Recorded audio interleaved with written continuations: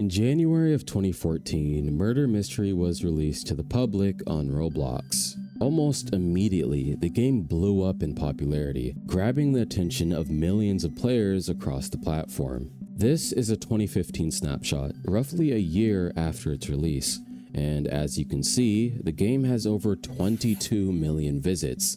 For years, Murder Mystery and its sequel, Murder Mystery 2, dominated the social deduction genre on Roblox, creating a blueprint that developers would follow for years. But you may be wondering, why am I talking about Murder Mystery 2 if this is about a game taking over Roblox in 2025? Well, let me ask you something. When popular games become modern-day trends, what happens to their legacy? It's simple. They inspire. And when new versions of different games emerge, one of them is bound to break through, if it's original enough. That's precisely what happened with Blood Debt.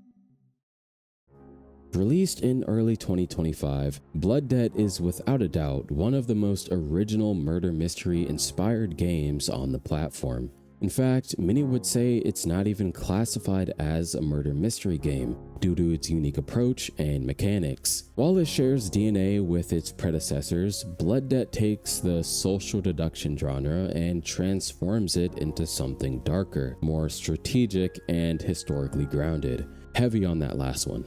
What sets Blood Debt apart is its commitment to storytelling and atmosphere, and while other games in this genre focus solely on gameplay mechanics, Blood Debt creates an immersive world that draws players in with its gritty aesthetic and tension-filled matches.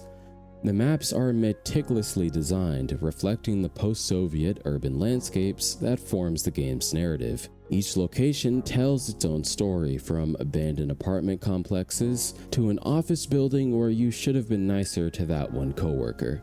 Seriously. The game has struck a chord with players who are looking for something more sophisticated than the typical Roblox mystery game, and as developers push towards more complex themes and gameplay systems, you'll soon find out that their game mechanics won't just appeal to the younger audiences. It'll resonate with an audience much larger than you could imagine. Following the collapse of the Soviet Union in 1991, Russia and other former Soviet states experienced a massive socio-economic crisis that created a perfect time for organized crime. As state institutions crumbled and the economy spiraled into chaos, a wave of criminal activity swept across the nation in what became known as the Wild East. And during this period, the void left by the fallen communist regime was quickly filled by organized crime syndicates, basically just gangs, many of which had existed underground long before the crash of the Union, but they now operated with unmatched freedom. The concept of Blood Debt emerged as a grim reality for many ordinary citizens caught in this new criminal ecosystem. With the legal system in shambles and corruption rampant, people often found themselves owing favors or actual debts to criminal organizations. Repayment frequently came in the form of services, euphemistically called taking care of people.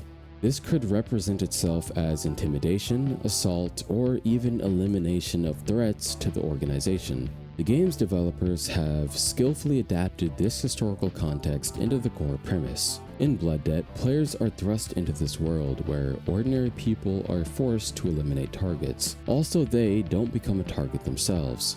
But what makes the game so compelling is how it captures the moral ambiguity of this historical period. Players aren't simply good or bad, they're people trapped in impossible situations, making difficult choices for survival. The game's environments reinforce this historical connection, featuring architectural elements common to post-Soviet urban landscapes. Every detail from the scattered boxes to the abandoned Soviet propaganda posters creates an atmosphere that feels authentic and immersive.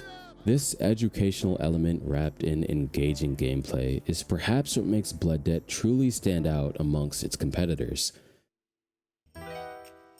While Blood Debt is still in development, I'd say it revolutionizes the social deduction genre with its innovative role system and multiple game modes. I'll be explaining most of the core roles and what they mean in the presence of 2025, as a lot of this may be subject to change.